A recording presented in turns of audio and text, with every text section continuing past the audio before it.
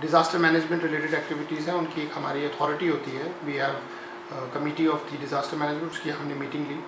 ये कोविड-19 की एक्टिविटीज़ को रिव्यू करने के लिए ली गई थी। जितने भी ऑफिसर्स को मैंने हिदायत दी है कि कोविड-19 जो है एक लॉन्ग टर्म प्रॉब्लम है, ये शॉर्ट टर्म प्रॉब्लम नहीं है। इसलिए इसके लिए हमारे को यूनियन टेरिटरी JNK की गवर्नमेंट की तरफ से कुछ इंस्ट्रक्शंस आई थी, वो मैंने इन सब के साथ शेयर की हैं ताकि ये अपने अपने डिपार्टमेंट्स में पूरा शेयर करें कि ये लॉन्ग टर्म सोल्यूशन और किस तरह इस पैंडेमिक में हमारे को मोटिवेट करना है सारे एम्प्लॉयज़ को।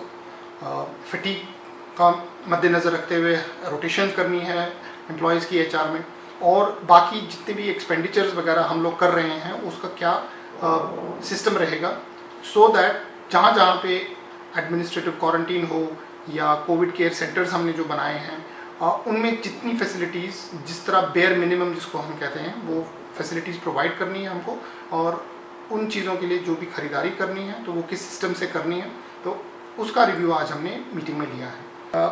इसके अलावा हाँ, गाड़ियों का बहुत इस्तेमाल हुआ है, क्योंकि जब माइग्रेंट लेबर आई थी लार्ज स्केल पे उनकी शिफ्टिंग, उनको एक क्वारंटाइन सेंटर से शिफ्ट करना पड़ता था सैम्पलिंग करने के लिए, फिर सैम्पलिंग सेंटर से उनको वापस ले जाना पड़ता था। फिर जब जैसे उनका नेगेटिव रिपोर्ट आती थी तो कई लोगों को अपने घर तक पहुंचाने के लिए फैसिलिटीज़ हमें देनी पड़ी।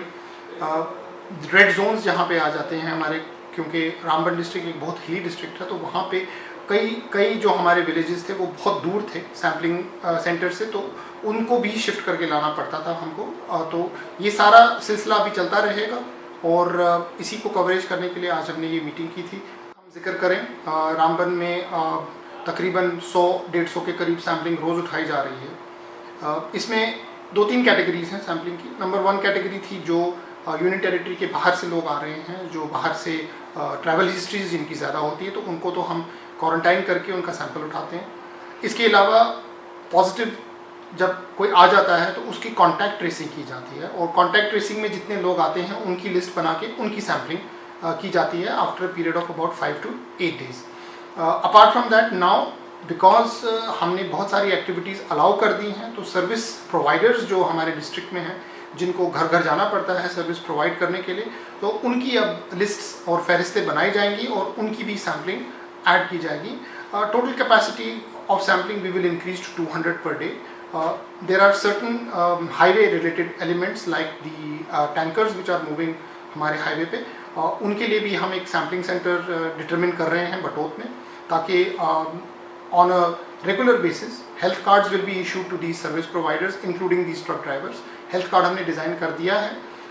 Health card is similar to an immunization card.